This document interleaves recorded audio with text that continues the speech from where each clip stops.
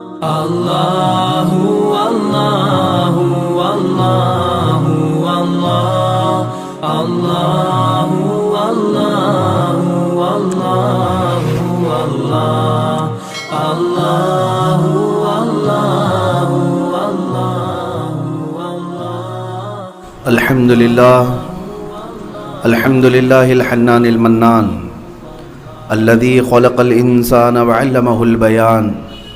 والصلاة والسلام على رسوله سيد الإنس والجان وعلى آله وأصحابه ذوي الخير والإحسان أما بعد فأعوذ بالله من الشيطان الرجيم بسم الله الرحمن الرحيم إن الدين عند الله الإسلام صدق الله مولانا العظيم وبلغنا رسوله النبي الأمين المتين المختار الكريم ونحن على ذلك من الشاہدین والشاکرین والحمد للہ رب العالمین.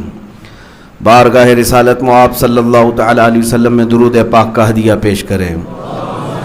اللہم صلی علی سیدنا و مولانا محمد معدن الجود والکرم وآلہ واصحابہ الکرام وابنہ الکریم وبارک وسلم صلاة دائمة سرمدا ابدا. عزیزان گرامی وقار،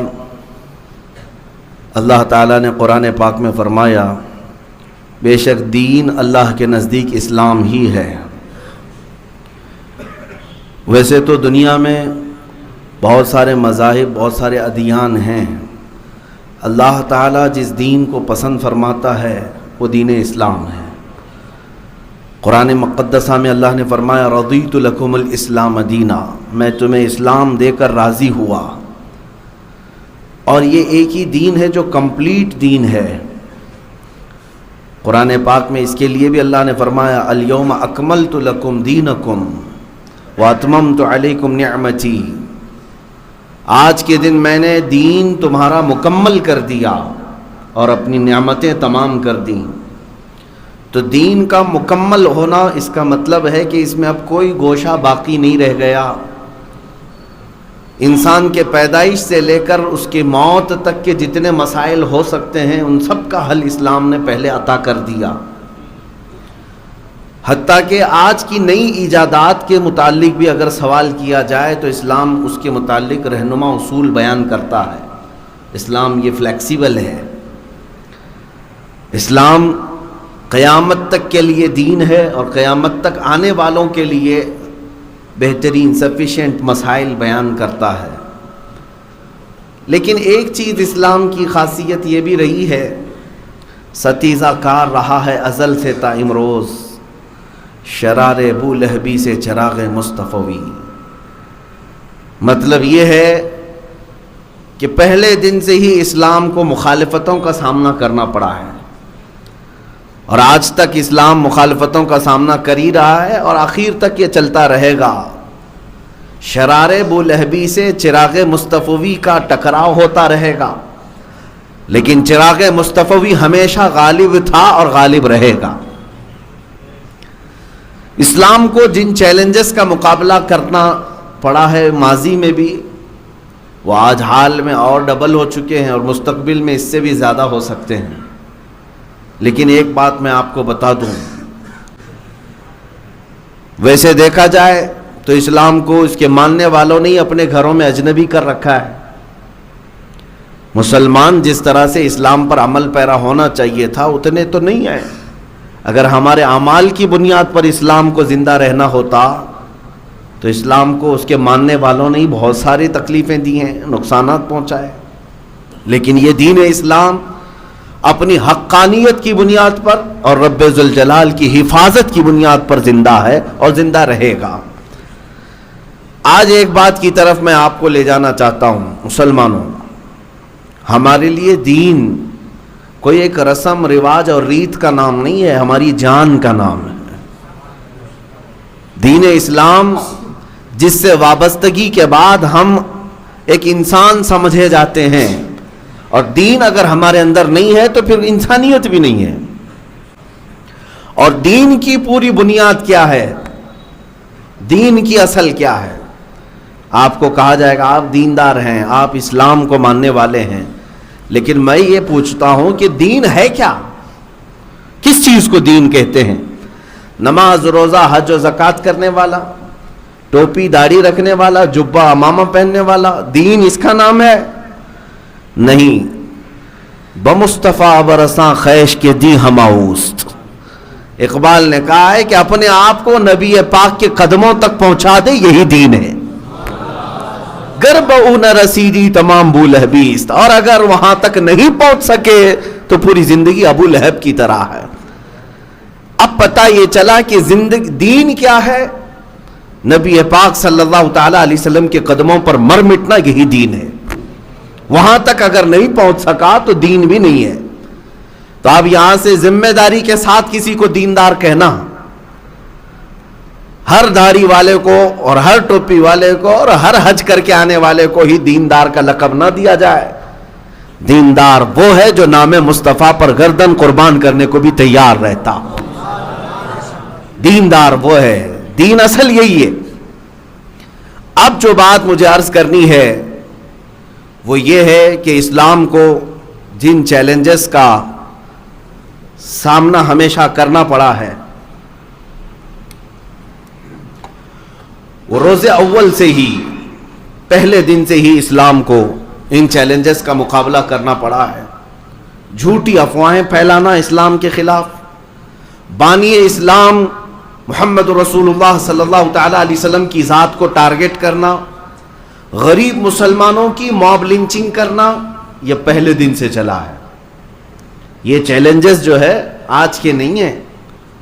جھوٹی افواہیں پھیلانا اسلام کے متعلق کہ یہ ہتھیاریں ہیں، ڈکیتی ہیں، یہ لٹیرے ہیں، یہ مار پیٹ کرنے والے ہیں، یہ افواہیں پہلے سے بھی پھیلائی جاتی رہی ہیں، آج ہی کے زمانے میں نہیں۔ اور رسول پاک کی ذات کو لے کر کے بھی پروپیگنڈے اس وقت مکہ والے پھیلاتے تھے کہ وہ جادوگر ہیں، وہ شاعر ہیں، وہ ساحر ہیں، یہ بھی باتیں چلتی تھیں۔ اور اس کے علاوہ جو غریب مسلمان نظر آتے ان کو پکڑ کر کے پیٹنا، مارنا، یہ موب لنچنگ مکہ والے کرتے تھے۔ لیکن میرے عزیزوں، ان تمام چنوتیوں کے باوجود نہ اسلام تب رکا تھا نہ آج رکے گا۔ تھمتا نہ تھا کسی سے سیل رواں ہمارا۔ اقبال نے کیا ہی خوب کہا ہے، کچھ بات تو ہے کہ مٹتی نہیں ہستی ہماری، کچھ بات تو ہے کہ مٹتی نہیں ہستی ہماری، صدیوں رہا ہے دشمن دور زماں ہمارا، اور توحید کی امانت سینوں میں ہے ہمارے، آسان نہیں مٹانا نام و نشاں ہمارا۔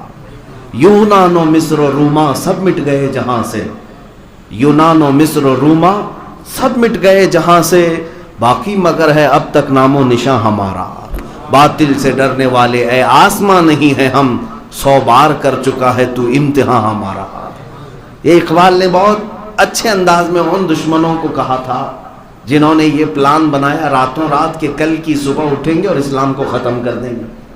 کسی کے پاس 5 سال کا پلان ہے، کسی کے پاس 10 سال کا پلان ہے کہ اسلام اور مسلمانوں کو جڑ سے ختم کرنے کے لیے منصوبے ہیں۔ یہ لفاظی نہیں کر رہا ہوں، ہاں یہ صرف اور صرف ہندوستان میں نہیں ہے، گلوبل لیول پر اگر دیکھا جائے پورا ورلڈ اس میں ملوث ہے، اور سب کا ٹارگٹ ایک ہی دین ہے، اسلام۔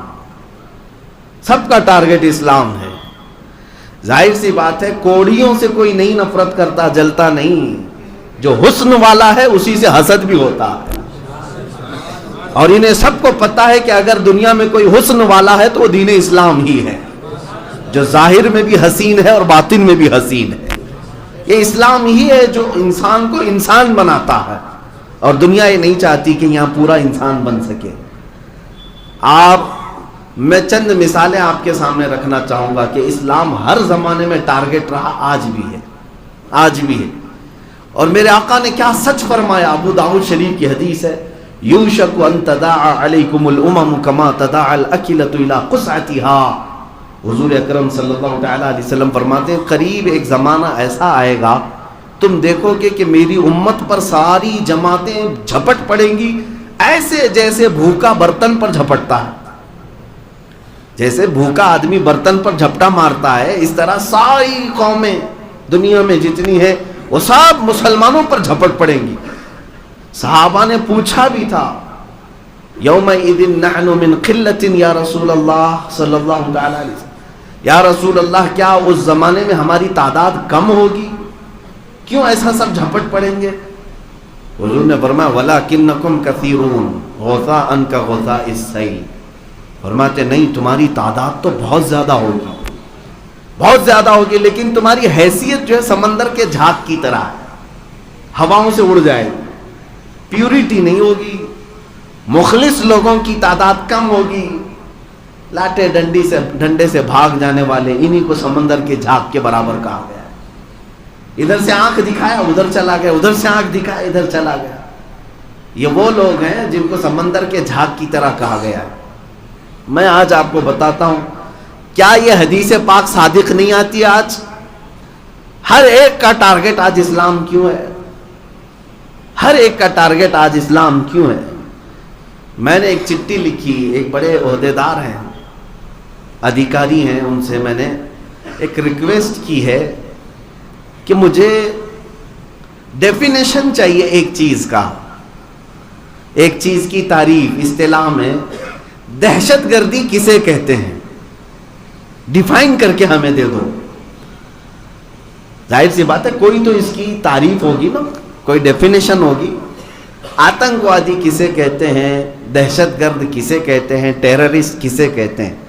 ان صاحب نے اورلی تو کہا کہ جو کمیونٹی کو اور ملک کو نقصان پہنچائے اس کو آتنکواد کہتے ہیں، لوگوں کے لیے جو نقصان پہنچائے اور دیش کو جو نقصان پہنچائے۔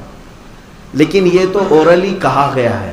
میرے عزیزو، اس ڈیفینیشن پر اگر دیکھا جائے تو ہزاروں لوگ اترتے ہیں، لیکن ان میں سے کسی کو بھی آتنکواد اور دہشت گرد نہیں کہا جاتا۔ مسلمان چاقو رکھ لے تو دہشت گرد ہے، مسلمان کے پاس بلیڈ بھی مل جائے تو آتنکواد ہے، لیکن کوئی دوسری قوم کسی کو ٹائر میں جلا کے مار ڈالے نہیں، وہ تو اس کی بھاونائیں ہیں، وہ تو اس کے جذبات ہیں۔ یہ جو ہیپوکریسی ہے پوری دنیا میں ہے، ایک جگہ کی نہیں۔ میں آپ کو مثال بتا دوں، پنجاب میں کچھ سکھوں نے مل کر کے ایک شخص کو مارا، اور اتنا مارا کہ اس کو مار ہی دیا، ختم ہی کر دیا۔ الزام کیا تھا اس شخص پر؟ کہ اس نے سکھوں کی گرنتھ کو جلایا تھا، مقدس کتاب کو، ہولی بک کو آگ لگایا تھا۔ تو سکھوں نے پکڑ کر کے اس کو مارا بھی، پیٹا بھی، کاٹا بھی اور ختم بھی کر دیا۔ لیکن اس پورے مسئلے کو، اس پورے ایشو کو میڈیا نے کہیں نہیں کہا کہ آتنکیوں کا حملہ تھا، نہیں کہا گیا، کہ ان کی بھاوناؤں کو ٹھیس پہنچاتا، ان کی بھاوناؤں کو ٹھیس پہنچاتا، اس لیے انہوں نے ایک شخص کو مار ڈالا۔ اور ہونا بھی نہیں چاہیے، میں خود بھی منع کرتا ہوں، کسی کی بھی مقدس کتاب سے چھیڑ چھاڑ نہیں ہونی چاہیے۔ آستھا کا مسئلہ ہے، جذبات کے، کوئی بھی بے قابو ہو سکتا ہے، ہم مانتے ہیں۔ لیکن سیم مسئلہ دوسری جگہ قرآن پاک کے ساتھ اگر ہو، اور ہوا بھی، قرآن پاک کی بے ادبی بنگلہ دیش میں ہوئی، اور وہاں پر بھی کچھ بنگالی مسلمانوں نے کسی کو پکڑ کر کے مارا، لیکن وہ سارے آتنکوادی ہو گئے، وہ سارے ٹیررسٹ ہیں۔ کیوں؟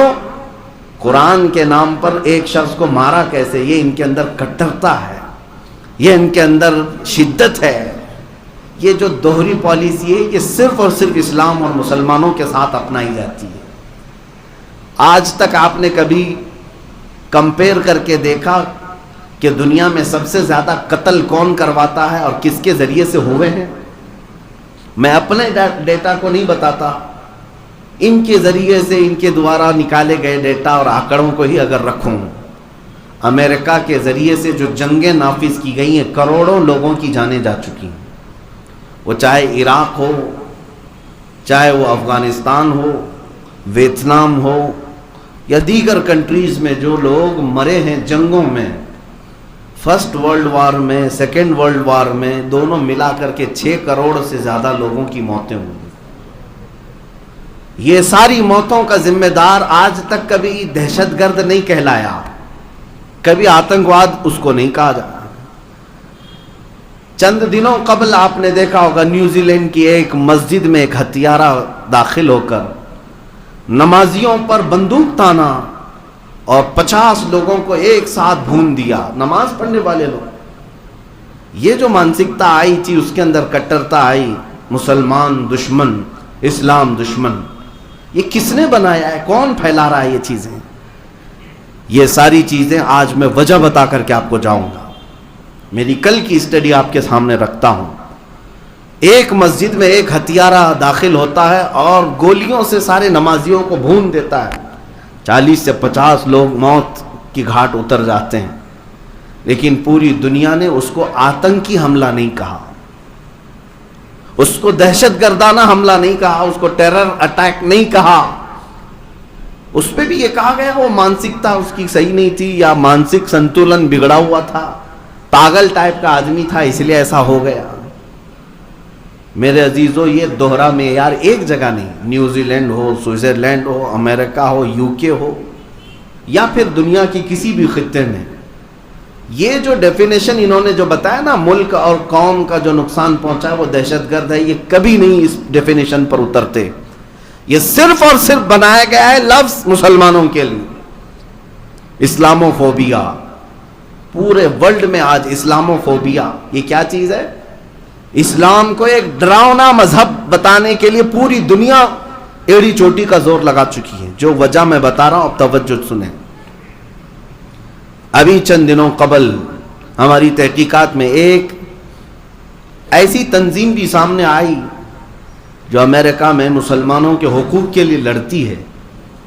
اس نے بہت ساری ایسی چیزیں آشکار کی کہ دنیا بھر میں جو اینٹی مسلم تنظیمیں ہیں، اینٹی مسلم تنظیمیں جو مسلمانوں کے خلاف نفرت کے اور زہریلے ماحول بناتے ہیں دنیا بھر میں، وہ صرف ہندوستان میں نہیں، بہت سارے علاقوں میں، برما میں، سیریا میں، ٹرکی میں، بہت ساری جگہ جو تنظیمیں مسلمانوں کے اگینسٹ کام کرتی ہیں، وہ امریکہ کی تنظیم نے باضابطہ ان کا ڈیٹا نکالا. سب کو فنڈنگ امریکہ کی بڑی بڑی طاقتیں کرتی ہیں. ان کو پمپنگ کرنا، ان کو فنڈنگ کرنا، ان کو بیک سے مالی تعاون دینا. میرے عزیزو، آپ کیا سمجھتے ہیں کہ یہ اٹھے بیٹھے ایسی گستاخیاں ہوتی ہیں؟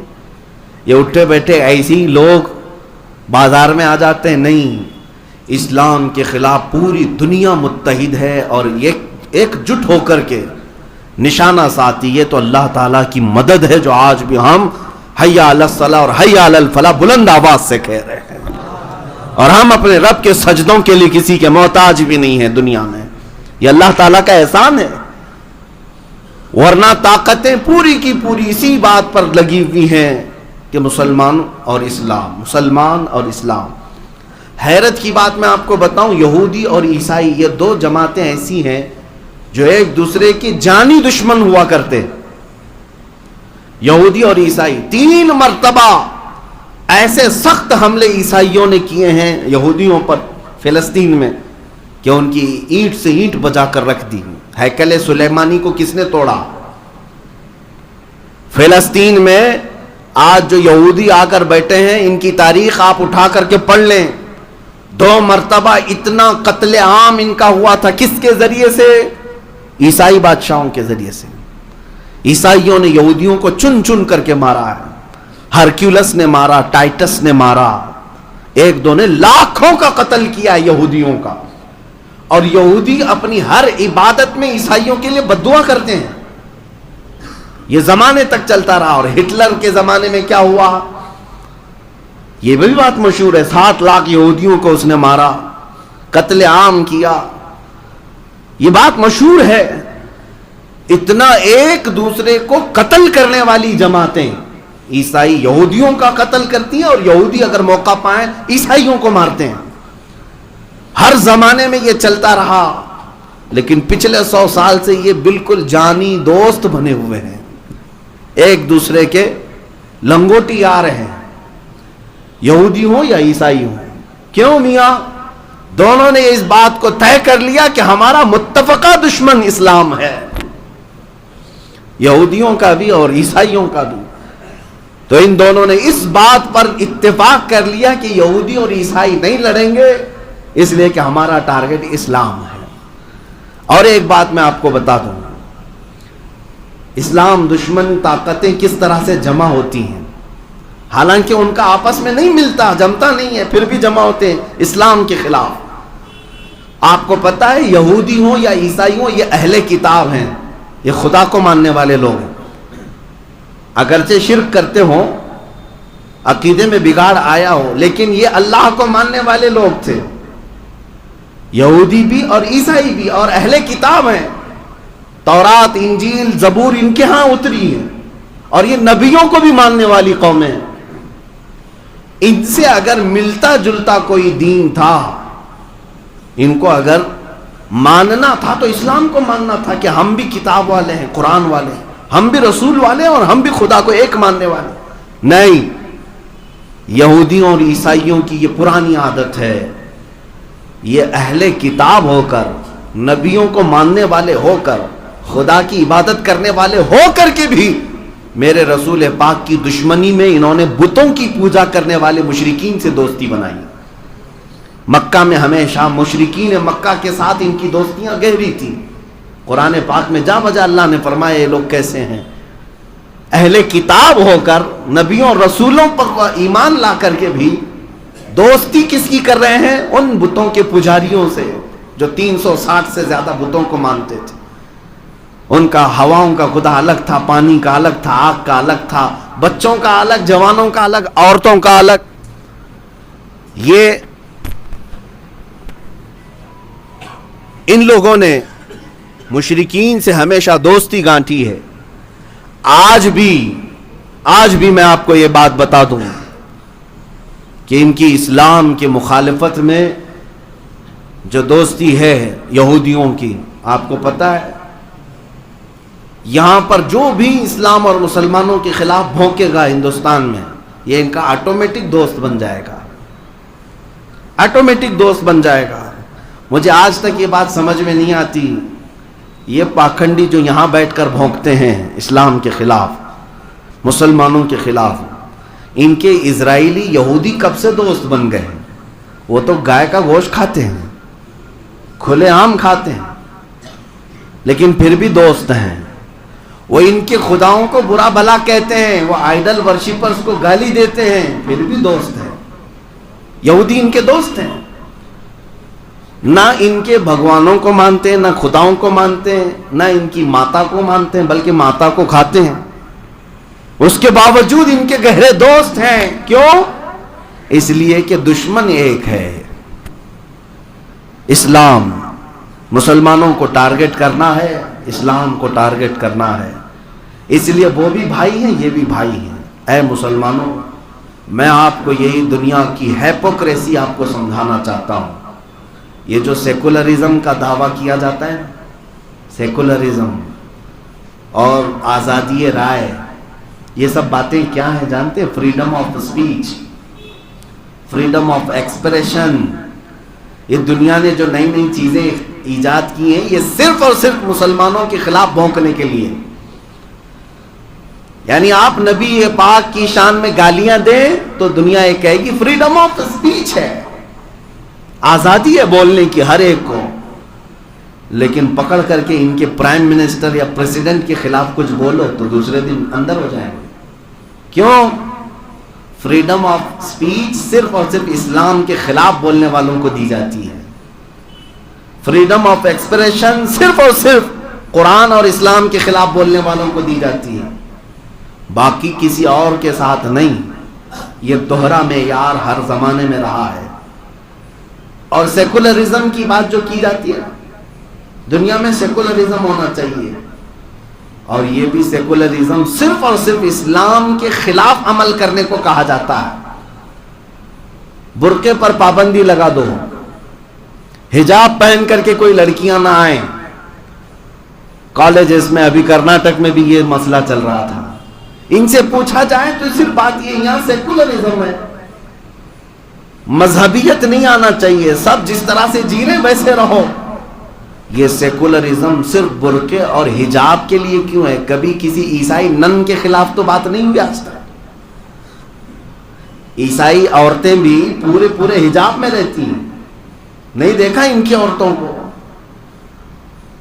وہ صرف چہرہ کھلا رکھ کر باقی پورا پہنتی ہیں. آج تک دنیا میں ان عورتوں کے خلاف نہ کسی گورنمنٹ نے کوئی رول پاس کیا، نہ کسی مال نے پابندی لگائی، نہ کسی کالج یا یونیورسٹی نے یہ کہا کہ آپ نن ہیں تو یہ پہن کے نہیں آ سکتی. یہ سیکولرزم بھی صرف اور صرف مسلمانوں کے خلاف استعمال کیا جاتا ہے. جاب دینے کے لیے داڑھی چھلا کر کے آؤ، آپ داڑھی منڈا کر کے آؤ. مجھے یہ سمجھ میں نہیں آتا مسلمان کی داڑھی میں کیا کانٹے لگے رہتے ہیں جو ان کو بہت چبھتے ہیں. ہاں سیکولرزم ہے، ہمارے ہاں سیکولرزم ہے، آپ داڑھی نکال کر کے آؤ، جیسے سارے لوگ ہیں ویسے ہیں. سیکولرزم کا یہ چوغا صرف اور صرف مسلمانوں کے خلاف استعمال کیا جاتا ہے. لیکن ایک پنجابی سکھ داڑھی رکھ کر کے پرائم منسٹر بھی بن سکتا ہے. اس سے نہ پگڑی اتاری جاتی ہے اور نہ داڑھی اتاری جاتی ہے. یہ کیا ہے؟ اس کو کہتے ہیں ہیپوکریسی، منافقت. پوری دنیا دغلے پن پر اتری ہوئی ہے. مسلمان اس بات کو کیوں نہیں سمجھتے؟ میرے عزیزوں، میری ان باتوں کا خلاصہ ایک ہی ہے. جب تمہیں پتا ہے کہ تم ہی ان کے ٹارگٹ ہو، تم ہی ان کے نشانے پر ہو، تیری گٹھری تاکی ہے اور تو نے نیند نکالی ہے. اعلیٰ حضرت نے کیا خوب کہا ہے، آنکھ سے کاجل صاف چرا لے یہاں وہ چور بلا کے ہیں، تو کہتا ہے میٹھی نیند ہے تیری مت ہی نرالی ہے. اعلیٰ حضرت نے یہ جگایا تھا مومنین کو، اور ساری دنیا تیری گٹھری تاکی ہے، صرف اور صرف تمہاری دشمنی پر ہے. اور دشمنی کس بات کی ہے؟ تمہارے جائیداد کی نہیں. یہ بڑے پیسے والوں سے تھوڑی نا ان کی دشمنی، ان کے سینوں میں جو موجود ایمان ہے اس کی دشمنی ہے. یہ ایمان انہیں بہت بلندی تک لے جا سکتا ہے، انہیں اچھی طرح سے معلوم ہے. ایک ایمان والے کی گرمی جب بیدار ہو جاتی ہے تو پھر وہ قیصر و کسریٰ کو بھی پلٹ سکتا ہے. تاریخ موجود ہے. تو دنیا جس بات کی دشمنی پر ہے وہ تمہارے سینوں میں موجود ایمان کی. اب میں جو بات کہہ رہا ہوں وہ توجہ سے سنیں. جب آپ کو پتا ہے کہ پوری دنیا مجھے ہی ٹارگٹ پر رکھی ہوئی ہے، پوری دنیا کو میرے ہر عمل سے تکلیف ہے، تو کیوں میں ان کو راضی کرنے کے لیے کبھی داڑھی نکالوں، کبھی ٹوپی چھپاؤں، کبھی لباس بدل دوں، کبھی جو ہے سیکولر بن کر کے آ جاؤں کہ نہیں میاں تم بھی ہمارے ہم بھی ہمارے. تمہیں پتا ہے تمہارے پورے کے پورے بدل جانے سے بھی یہ دنیا تم سے راضی نہیں ہوگی. اس لیے صرف اور صرف تمہارے پاس راستہ ایک ہی بچتا ہے. وہ راستہ کیا ہے؟ انہیں جانا انہیں مانا، نہ رکھا غیر سے کام. للہ الحمد میں دنیا سے مسلمان گیا، آج لے ان کی پناہ، آج مدد مانگ ان سے، کل نہ مانیں گے قیامت میں اگر مان گیا. مسلمانوں جتنی دیر سے سمجھو گے اتنا نقصان ہوگا. آج اگر ہم بیدار کرنے آپ کے پاس آئے ہیں، سمجھ جاؤ اس بھری دنیا میں تم بھیجے گئے ہو امت مصطفیٰ خیر امت بنا کر، تو کیا ہی بہتر ہوتا کہ اس نبی پاک کے اخلاق پر عمل کر کے دنیا میں سرخروئی حاصل کرو، اللہ کی بارگاہ میں بھی محبوبیت کا مقام حاصل کر لو. کیا یہ بہتر نہیں ہے؟ لیکن ہوتا یہ ہے کہ ہماری بہت ساری جماعتوں میں بڑے بڑے دانشور بیٹھے ہوئے ہیں. ان کو ایسا لگتا ہے کہ ہم ان کو راضی کرنے کے لیے کچھ سیمینار کریں گے، سرو دھرم سمیلن کریں گے، تاکہ ان کو بھی راضی رکھیں، ہم بھی ان کو بھی راضی رکھ لیں. ہوتا یہ ہے کہ سارے لوگوں کو راضی کرتے کرتے میں نے کچھ لوگوں کو کتا بنتے ہوئے دیکھا ہے. ہاں کتے سے زیادہ ان کی کوئی حیثیت نہیں رہ جاتی، اور وہ لوگ کبھی راضی بھی نہیں ہوتے. کاش مدینے والے کو راضی کرنے کی ایک بار بھی کوشش کیا ہوتا. وہ رسول مختار ہیں جو تمہارے ایک درود سے راضی ہو جاتے ہیں. وہ رب کائنات ہے جو تمہارے ایک سجدے سے راضی ہو جائے. تو کیوں نہ ہم ادھر راضی کرنے پر لگ جائیں، اپنی محنتیں لگائیں. عزیزان گرامی وقار، آج اب ضرورت اس بات کی ہے کہ ہر میدان میں اتر جاؤ، ہر فیلڈ میں اتر جاؤ. جب مقابلہ کرنا ہی ہے تو مردانگی کے ساتھ مقابلہ کیا جائے. میں مقابلے کا مطلب تلوار، لاٹھی، تیر، گولی، بندوق کی بات نہیں کر رہا، بلکہ تمہارے پاس آج بھی راستے کھلے ہوئے ہیں. کس نے تمہیں روکا ہے کہ میدان علم میں پیچھے رہو؟ علمی میدان میں تم آگے بڑھتے. آج حالات ایسے ہیں کہ مسلمانوں کی نمائندگی کیوں نہیں ہے؟ کیوں نہیں ہے؟ اکثر ہائیسٹ ان کی تعلیم 12ویں 15ویں تک ہو جاتی ہے، اس کے بعد پھر واپس چلے آتے ہیں رکشہ چلانے کے لیے. کیوں؟ کس نے تمہیں یہ چیزیں روک رکھا ہے؟ تم چاہتے ہو تو آج بھی بہت ساری چیزوں کو فتح کر لیتے ہیں. علم کا میدان آج بھی کھلا ہے. اللہ نے تمہیں ذہنیت عطا کی ہے، عقل عطا کیا ہے، اور اس عقل پاک کو استعمال کر کے تم اپنے جھنڈے گاڑ سکتے ہیں.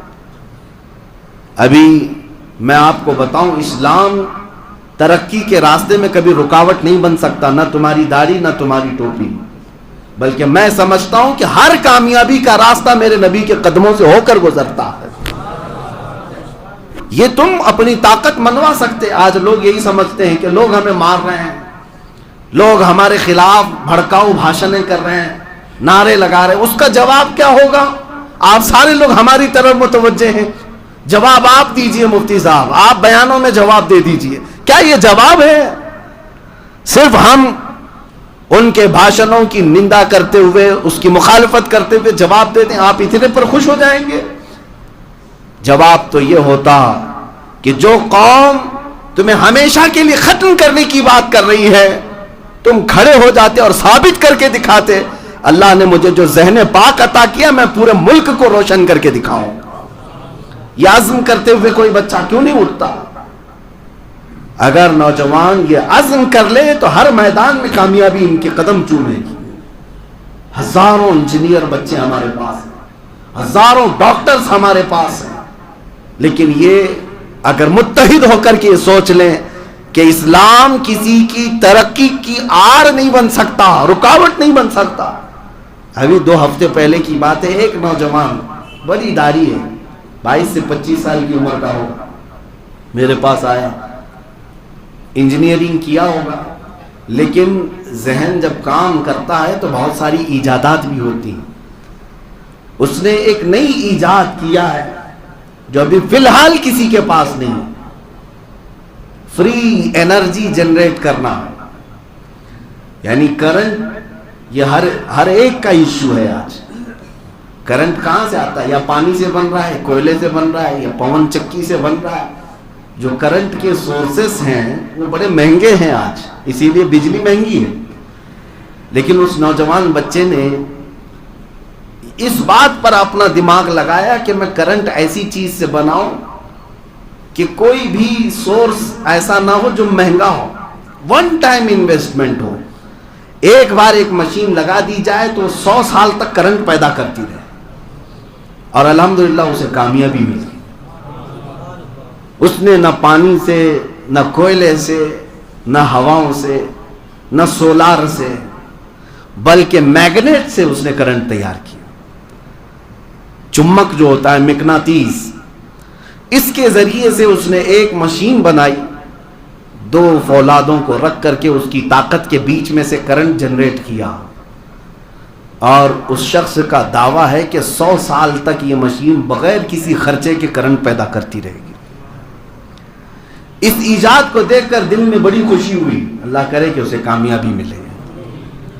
اس کے پیچھے بہت سارے لوگ نان مسلم اپنی طرف بلانے کے لیے بڑی بڑی کمپنیوں والے آتے رہے، لیکن اس نوجوان نے ہماری طرف آ کر کے ایک بات یہ کہی، میں چاہتا ہوں کہ دنیا کو یہ بتاؤں کہ رسول اللہ کا غلام کسی میدان میں پیچھے نہیں رہتا. عزیزان گرامی، یہ کامیابی کو چھونے والے وہ عزائم ہیں جو ہر بچے کے اندر آج ہونا چاہیے، ہر نوجوان کے اندر ہونا چاہیے. ان فاشسٹ تنظیموں کا اور ان پاکھنڈیوں کا مقابلہ صرف اور صرف بھاشنوں سے نہیں ہوتا. یہ جاہل ہیں، ان کو کچھ نہیں پتا. اس کے بدلے میں تم علم عام کرتے اور طاقت کے بل بوتے دنیا کو یہ بتاتے کہ الحمدللہ مسلمان پڑھی لکھی قوم کا نام ہے. آج یہ عہد کر کے اٹھو کہ ہمارے گھر کا کوئی بچہ جاہل نہیں رہے، ہمارے گھروں میں کوئی بھی بچہ جاہل نہیں رہے. یہ تنظیمیں جو بنتی ہیں بہت ساری، عرس کمیٹی، کھچڑا کمیٹی، نیاز کمیٹی، کیا انہی کاموں کے لیے ساری کمیٹیاں ہیں؟ کچھ کمیٹیاں اس بات پر بھی بنتی کہ ہمارا بچہ جہاں تک آگے جائے ہم سب اس کے سپورٹ میں کھڑے رہیں. من نہ کردم شما حضر بکنیت. اگر بڑے لوگ آج ایسے ہیں کہ جن کو پڑھنے کا موقع نہیں ملا تھا اور اللہ تعالیٰ نے آج مال و دولت قوت عطا کیا ہے تو خود نہیں کر سکے تھے تو ان بچوں پر اپنی محنت صرف کرو تاکہ وہ تمہارا ہی نہیں بلکہ پورے دین اسلام کا نام روشن کر سکیں. ایک زمانہ تھا 90 کی دہائی میں, آپ کو پتا ہے, ایک پنجابی سکھ انہوں نے مجھ سے خود کہا کہ مولانا آج جس طرح سے آپ کو آتنکوادی کہہ رہے ہیں 20-25 سال پہلے ہم کو کہتے تھے. 30 سال پہلے کی بات ہے کہ جہاں کوئی پنجابی نظر آئے, سکھ نظر آئے, اس کو خالستانی, اس کو آتنکوادی, اس کو ٹیررسٹ کہا جاتا تھا. یہ مشہور ہے بات. ان کو بہت شک کی نگاہ سے دیکھا جاتا تھا. لیکن اس قوم نے سنگھرش کیا اور سٹرگل کیا, محنت بھی کیا. اپنی کمیونٹی کو اوپر لے جانے کے لیے انہوں نے اپنی آئیڈینٹی کبھی نہیں کھوئی, اپنی شناخت نہیں بدلی اور محنت کر کے اپنے ہی قوم کے لوگوں کو کہاں تک, ہندوستان کے پرائم منسٹر کی کرسی تک بھی پہنچایا. آج کوئی نہیں کہتا وہ کسی پولیس کو پکڑ کر کے سرے عام مار بھی ڈالے ہیں. دلی کی سڑکوں پر دیکھا ہے لوگوں نے کہ سکھوں نے کیا آتنک مچایا تھا, لیکن پھر بھی آتنکوادی نہیں کہلائیں گے, وہ ٹیررسٹ نہیں کہلائیں گے. وہ سارے لوگوں پر ٹریکٹر چڑھا کر کے لال قلعے پر جھنڈا بھی چڑھا دیں, آتنکوادی نہیں ہیں, وہ دیش بھکت ہیں. دنیا طاقت کی زبان جانتی ہے, دنیا صلاحیتوں کو ہی مانتی ہے. تم کروڑوں کی تعداد میں ہو, دنیا تمہیں کیڑے مکوڑوں کی طرح سمجھتی ہے. اس لیے میرے عزیزو, آج ضرورت اس بات کی ہے جو میرے مصطفیٰ کریم صلی اللہ تعالیٰ علیہ وسلم نے انقلاب لا کر دکھایا تھا دنیا کو. جانتے ہیں حضور پاک نے سب سے بڑا ریولیشن جو پیش کیا دنیا میں وہ علم کا انقلاب تھا. علم کا انقلاب. عرب میں لوگ جاہل تھے, قلم پکڑنا نہیں جانتے تھے. نبی پاک صلی اللہ تعالیٰ علیہ وسلم نے اس زمانے میں علم کو عام کیا. آج اسی بات کی ضرورت ہے, اپنی قوم کو جواب دینا ہے تو علمی میدان میں آگے بڑھو. ہمارے وہ انجینئرز بچے, ہمارے وہ ڈاکٹرز نئی نئی ایجادات کے ذریعے سے اپنے ملک کو بھی اور اپنے دین کو بھی روشن کریں اور دنیا کو یہ بتائیں کہ نبی پاک کا غلام کسی میدان میں پیچھے نہیں رہ سکتا. دنیا تانا دیتی ہے تو تم تانے سن کر کے اپنے آپ میں نروس کیوں ہو جاتے ہو؟ جواب دینے کے لیے محنت کی ضرورت ہے. آپ ہر میدان میں محنت کریں, ہر میدان میں محنت کریں. ایک ہی بات میں آپ کو بتا دوں, جب طلب ہوتی ہے تو ہر چیز حاصل بھی ہوتی ہے. آج میں ان بچوں کو جانتا ہوں جن کو اللہ نے ذہن سلیم عطا کیا ہے, عقل پاک عطا کیا ہے. وہ اگر تھوڑی سی محنت کر لیں تو بہت عروج اور ترقی کو پہنچ سکتے ہیں اور دنیا کو جواب بھی دے سکتے ہیں. IAS میں کتنی نمائندگی ہماری ہے, IPS میں ہماری کتنی نمائندگی ہے, پولیس ڈپارٹمنٹ میں ہماری کتنی نمائندگی ہے, عدلیہ میں, ججز میں ہماری نمائندگی کتنی ہے. کیوں نہیں جانا چاہتے بچے؟ مین سٹریم سے کیوں ہٹے ہوئے ہیں؟ کیا سارے ڈپارٹمنٹ کسی دوسری قوم کے لیے؟ نہیں میرے عزیزو, محنت تم نہیں کرتے اور پھر تانا یہ کیوں دیتے ہو کہ صرف تعصب کیا جاتا ہے؟ نہیں, تمہاری صلاحیتوں کو ماننا پڑے گا دنیا کو. تم صلاحیتیں لے کر کیا ہو؟ ابھی 2 سال پہلے جامعہ اشرفیہ مبارک پور کے پڑھے ہوئے ایک عالم دین نے امتحان پاس کیا اور IAS آفیسر بنے. مولوی صاحب, مولانا ہے, مصباحی IAS آفیسر. انہوں نے ظاہر سی بات ہے ٹارگٹ بنایا ہوگا اور محنت کی اور کامیابی آئی. اور کبھی بھی یہ دین اسلام یا داڑھی ٹوپی تمہاری آڑ نہیں بن سکتی. ایک بات یاد رکھ لیں, جب طے کر لو کہ مجھے اس ٹارگٹ کو پہنچنا ہے تو اللہ تعالیٰ راستے خود ہی کھول دیتا ہے. امام اعظم ابو حنیفہ رحمۃ اللہ علیہ کے پاس ان کے شاگرد امام محمد مشہور ہیں, چھوٹی عمر میں آ گئے تھے, چھوٹی عمر میں آئے تھے کہ امام اعظم کا شاگرد بننا ہے. اور امام اعظم ابو حنیفہ چھوٹے تھے, یہ داڑھی بھی نہیں تھی, تو اپنے شاگردوں میں نہیں بٹھایا, کہا کہ بیٹا ابھی نہیں, اور تھوڑے دن کے بعد. تو وہ اصرار کرنے لگ گئے, کیا مجھے پڑھایا نہیں جا سکتا یا میں لائق نہیں ہوں, کیا بات ہے؟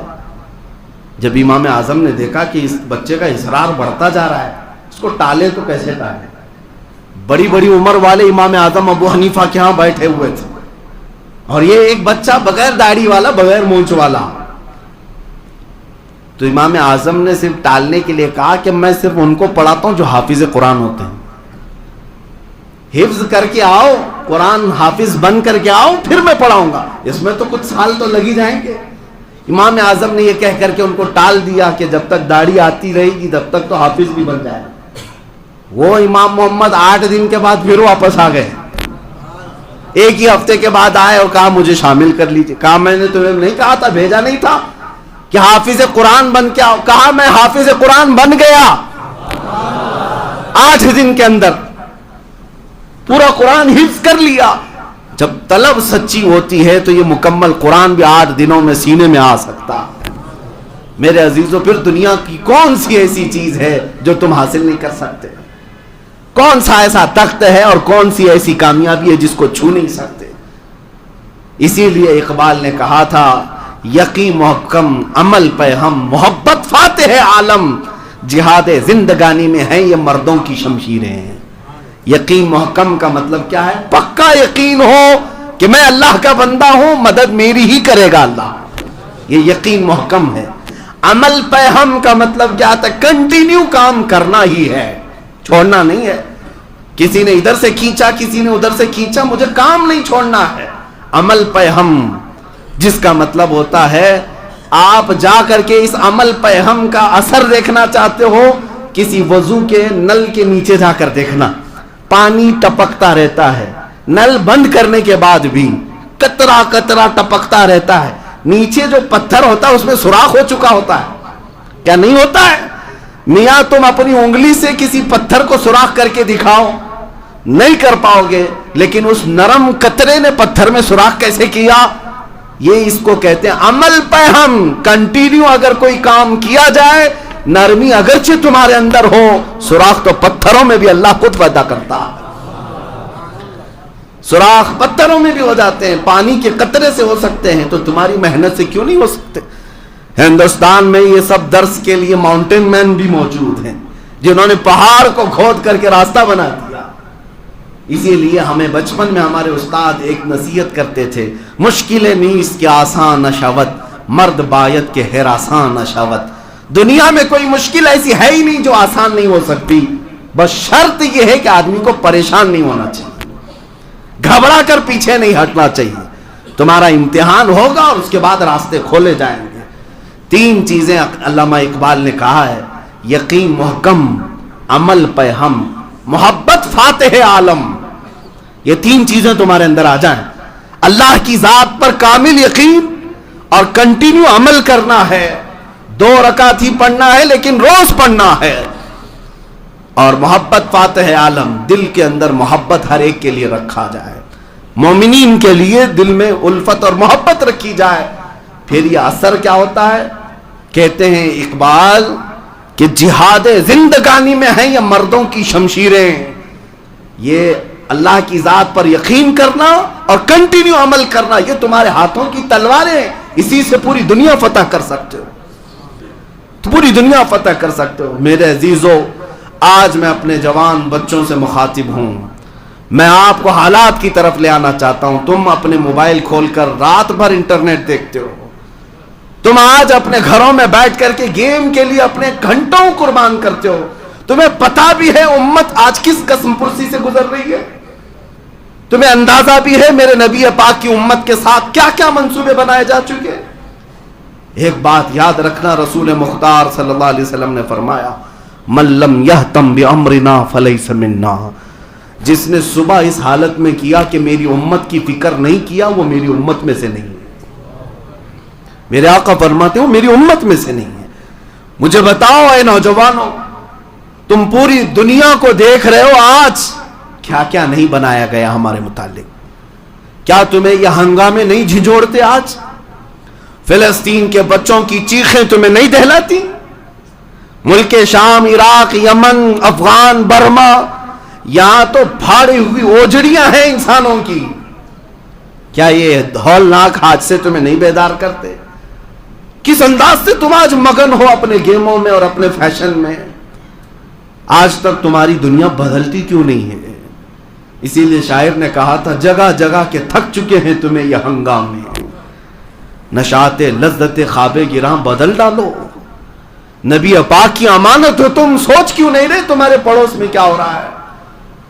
آج یہاں ہندوستان میں موجود کچھ سنتوں نے جو لباس اوڑا ہوا ہے سنتوں کا، یہ بھگوا آتنکیوں نے یہ تک اعلان کیا کہ ہم یہاں کے مسلمانوں کا قتل عام کریں گے، 20 لاکھ مسلمانوں کو ماریں گے، ملک شام بنا دیں گے، اس کو سیریا بنا دیں گے۔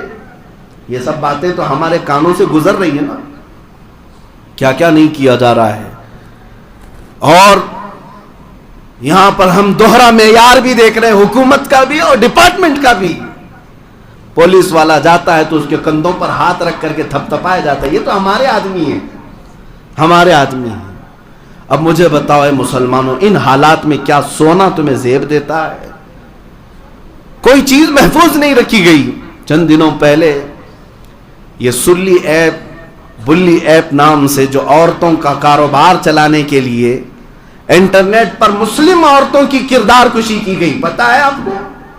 18 سال 19 سال 20 سال 21 سال کے نوجوان جنہوں نے ایپلیکیشن بنا کر کے ڈاؤن لوڈ بھی کروا دیا ہزاروں لوگوں سے۔ اس میں ہے کیا؟ نام چین مسلمان عورتوں کے ریٹ لگائے گئے ہیں، اس کا 1 لاکھ روپے، اس کے 50,000 روپے، اس کے 2 لاکھ روپے۔ عزت والی عورتیں ہیں اور صرف مسلمان عورتیں ہیں، یا وہ نیوز میڈیا سے جڑی ہوئی عورتیں ہیں، یا بڑے بزنس سے جڑی ہوئی ہیں، یا کسی بیوروکریٹ سے جڑی ہوئی عورتیں ہیں۔ ان عورتوں کی پوری لسٹ نکال کر کے ایپ بنایا گیا کہ ان کی ڈیل ہو، نیلامی کی جا رہی ہے۔ مجھے وہ بات امام غزالی کی یاد آتی ہے۔ میں آج سے 8 سال پہلے ہبلی میں یہ بات اپنے مطالعے کی روشنی میں کہا تھا۔ امام نے کہا تھا اے لوگو، اگر نبی پاک کی گستاخی تمہارے سامنے ہونے لگے اور تم خاموش رہ گئے ہیں تو اس دن کا انتظار کرنا جب تمہاری ماں اور بہنوں کی سر عام نیلامی کی جائے گی اور تم کچھ نہیں کر سکو گے۔ تمہاری ماں اور بہنوں کو سڑکوں پر بیچا جائے گا، تم کچھ نہیں کر سکو گے۔ وہ حالات تو دیکھ رہے ہیں نا آج آگے۔ انٹرنیٹ کی دنیا پر ہماری ماں اور بہنوں کو نہیں بیچا جا رہا ہے، ان کی بولیاں لگائی جا رہی ہیں۔ سائبر کرائم نام سے پولیس ڈپارٹمنٹ میں ایک پورا عہدہ موجود ہے، یہ چاہیں تو 5 منٹ کے اندر ان ایپلیکیشنز کو ختم کر سکتے ہیں، اریسٹ کر سکتے ہیں۔ کسی کی تو پشت پناہی ہوگی، کسی کی تو۔ اور دھرم کے نام پر مسلمانوں کے قتل عام کی بات کی جائے، ان کی گرفتاری نہیں ہوتی۔ قرآن عظیم کی سر عام توہین کی جائے، انہیں کھلے چھوڑ دیا جاتا ہے۔ یہ سارے حالات تمہارے جگانے کے لیے ہیں۔ اے میرے عزیز بچوں، اٹھو، بیدار ہو جاؤ۔ تم آج بیدار ہو جاؤ۔ نبی پاک صلی اللہ تعالی علیہ وسلم تک تمہارے اعمال پہنچائے جا رہے ہیں۔ فرشتے بتاتے ہیں ہر ہفتے جا کر نبی پاک کی امت کے حالات۔ جس دن ہمارے حالات بتا رہے ہوں گے فرشتے حضور کو جا کر کہ یا رسول اللہ، آپ کی امت کی بچیوں عورتوں کا ریپ کیا جاتا ہے، آپ کی امت کا جوان رات بھر کھیل کود میں مصروف رہتا ہے، دن لہو میں کھونا تجھے، شب صبح تک سونا تجھے، شرم نبی خوف خدا یہ بھی نہیں وہ بھی نہیں۔ میرے عزیز بچوں، آج میں جو کچھ بولتا ہوں یہ کوئی میری روایتی تقریریں نہیں ہیں، میں کوئی پیشاور مقرر بھی نہیں ہوں۔ پتہ نہیں میری زبان کب تک آزاد ہے اور کب ختم ہو جائے ہمیشہ کے لیے، مجھے بھی اس بات کا اندازہ نہیں کہ ساری فاشسٹ تنظیمیں اور طاقتیں میری گردن دبوچنے کے لیے انتظار میں بیٹھی ہیں کہ یہ بہت اپنی قوم کو اٹھاتا ہے، بیدار کرتا ہے یا بولتا ہے۔ لیکن میں صرف اور صرف اتنا چاہتا ہوں، جس دن میں قبر میں جا کر سوؤں تو کم سے کم مجھے اتنا پچھتاوا تو نہ ہو کہ اللہ نے زبان دی تھی، طاقت دی تھی، چاہتا تو امت کو یہ امانت دے سکتا، نہیں دے کر کے آیا، اس بات کا پچھتاوا نہ ہو۔ اسی لیے میرے عزیزوں تمہارے سامنے کھل کر کے بول لیتا ہوں، اور آخر میں صرف اتنا ہی میسج دوں گا، آج لے ان کی پناہ، آج مدد مانگ سے، اس رسول پاک کی طرف لوٹ آؤ، اسی میں کامیابی ہے۔ دنیا نے تمہیں بیوقوف بنا رکھا ہے، تمہیں پھٹی ہوئی جینز پہنا کر کے نچاتی اور کہتی ہے کہ تم فیشنیبل ہو، تمہیں چوٹیاں رکھوا دیا، تمہارے کانوں میں بالیاں پہنا دیا، تمہارے ہاتھوں میں بنگڑیاں پہنا دیا۔ اے نوجوان، تو بیوقوف بن رہا ہے، دنیا تجھے مرد سے ہجڑا بنا دی اور عورت تک بنا دیا، اور تم پھر بھی کھلے عام فیشن کے نام پر ناچ رہے ہو۔ تمہیں پتہ ہی نہیں، یہ جنگل کے درندے بنانے پر تلے ہوئے ہیں۔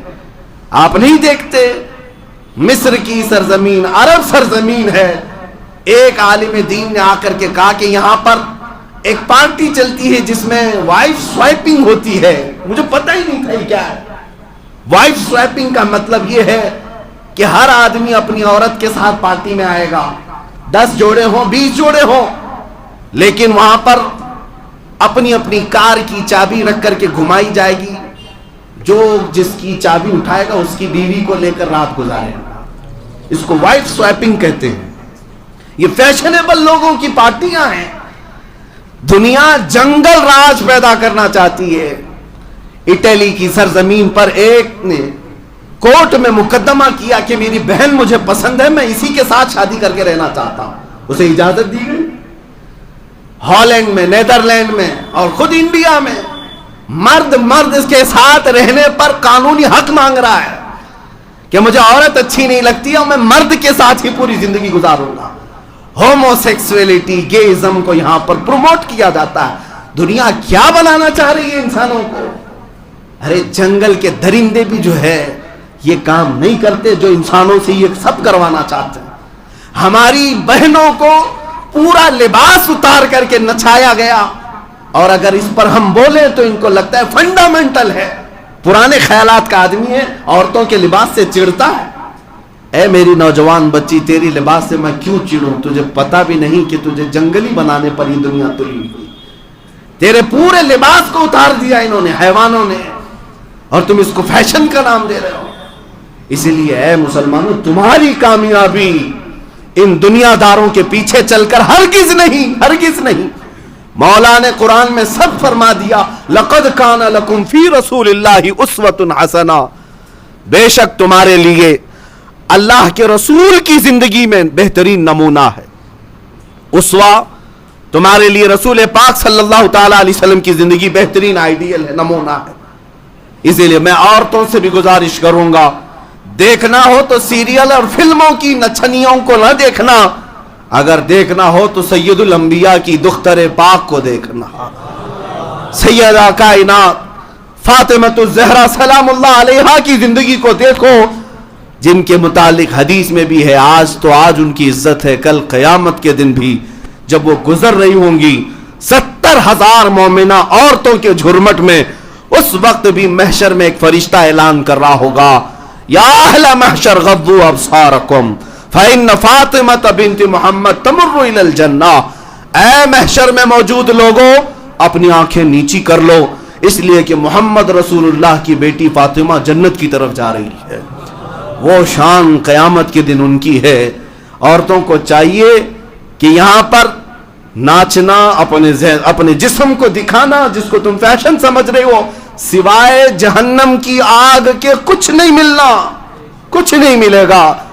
میں ان مردوں سے بھی کہوں گا جو اپنی عورتوں کو کھلے عام گھماتے ہیں، بہت سارے داڑھی ٹوپی والوں کو میں نے دیکھا ہے، نمازی ہیں لیکن ان کی عورتیں پارٹیوں میں ناچ رہی ہیں کھلے عام، اور اس مرد کی اس پر نہیں چلتی۔ میرے آقا نے فرمایا ایسا آدمی دیوس ہے اور جہنمی ہے، جہنمی ہے۔ میرے عزیزو، ان ماحولوں سے نکل آؤ، اس معاشرے سے نکل آؤ، اس معاشرے میں آ جاؤ جہاں سے گزرو تو مدینے کی خوشبو آنے لگ جائے، میرے نبی پاک کی آوازیں آنے لگ جائے، بس اتنا ماحول بنا لو۔ میری اتنی ہی گزارش ہے، پوری دنیا اگرچہ ٹارگٹ پر تم کو رکھے، یہ میرا چیلنج ہے، میرا چیلنج ہے، امریکہ ہو، رشیا ہو، چائنا ہو، انہوں نے پیٹروٹ میزائل کیوں نہ بنائے ہو، بموں کی دنیا میں انہوں نے پوری چاند تک پہنچنے کی بھی کوشش کی ہو، ساری طاقتیں جمع کر لیں، پھر بھی میں یقین کے ساتھ کہتا ہوں اے مسلمانوں، تمہارا بال بھی بیکا نہیں ہوگا، شرط صرف اتنی ہے اپنی گردن کو حضور کے قدموں میں نچھاور کرو۔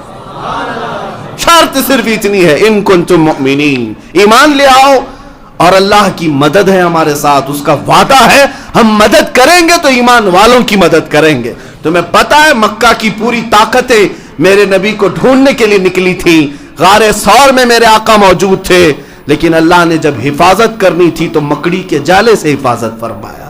وہ جب رب کائنات حفاظت کرے تو مکڑی کے جال سے بھی حفاظت فرماتا ہے۔